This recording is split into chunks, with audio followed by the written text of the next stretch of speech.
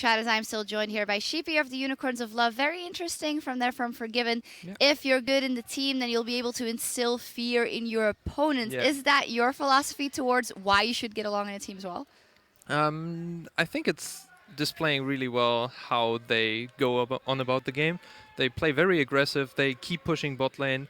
They keep pushing top lane. They keep pressure all the time, and they want to instill fear. They want to show that they are strong, and I think this is right now as well how SK is getting wins. On the counterpart, he also said, Elements, I don't think they were playing to win. I think they were playing not to lose, and that actually came forward in the picks and bans as well for you. Yeah, Elements picked a rather passive team comp. Like, none of the lanes could really win. Morgana, once she reaches like level 7, level 9, she will just instantly push top lane all the time. Same for bot lane, and Zed is kind of farm matchup against Orianna. Both have...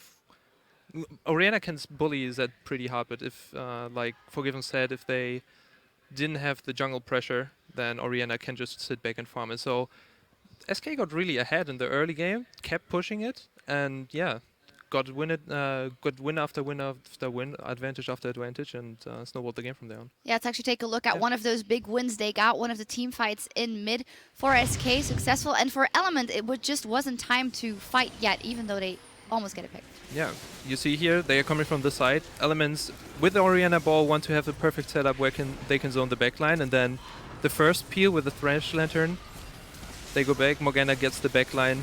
They are all over them. Orianna can't even get the ultimate off, and afterwards 2 free pickoffs and a lot of low HP. So this is obviously an example of a part in the game where Elements wasn't strong enough to fight back. What were the routes they could take from that point on Elements to try and get back in the game? Elements should have started turtling or just try to go for a catch. They had like the Lee Sin pickup, which I think they wanted to have for the early game pressure.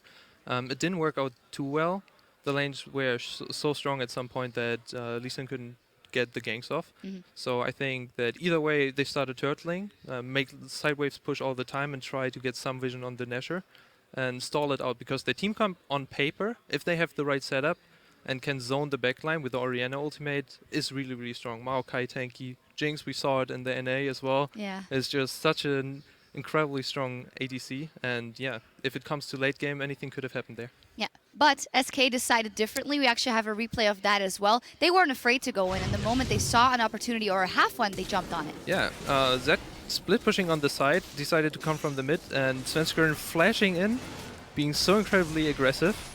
Fox, really nice play here. Flashes over, ultimates, and gets like the E on like 3 people, jumps back, and meanwhile the Thresh already died. He pops the Jinx, which is really, really nice, and yeah, went so aggressive when they had a side wave to push and could just chase them after. But it just shows you how SK is playing.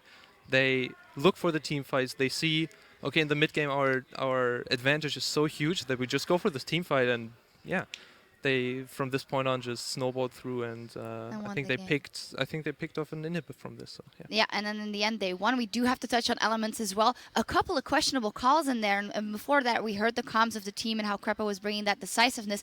Here I really saw in a couple of instances, one thing I remember is above Baron, where they kind of set up for Baron, but they did, and the TP came in late. Kind of a day and night difference. Yeah, I thought there would be more coordination now that Krepa's as well in the team. TPs were used, and they didn't have pressure from this point on. From the top side, and Morgana could always TP in, so this was something they could have really emphasized more, the TP play. And they warded out, sometimes went too aggressive, and yeah, in the end, lost the game because they made too many mistakes and not enough coordination to actually come back, which is so important if you go for this very heavy team fight comp. Yeah, they'll have a lot to remedy and have a couple of replays to look at going into next week. Coming up in just a few minutes, we have a clash between Gambit and Roccat. Roccat leads the head-to-head after a win way back in week 1. But we've been seeing a completely different Gambit gaming recently, so stay with us and see what happens.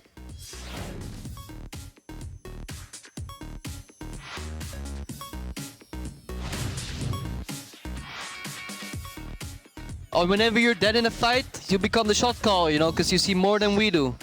What if you never die? Then you're not the shot caller. This is why you made me the shot caller, because I die a lot. The Shockwave taking him down, but Krepo's the one that gets the kill. Now, however, SK looking for revenge. Here we go, Deathmark is on, Shook is popped, and a whole lot of shots fired after the fact. Freddy, though, is not keen to let this one go. Froggen, he's the target, and Rated is going to be the one taking him down. Stunned him. I go for Reckless, I go for Reckless. Right, is that Orianna flashed out? Mauka here, Mauka behind. Marker behind. Look away, away.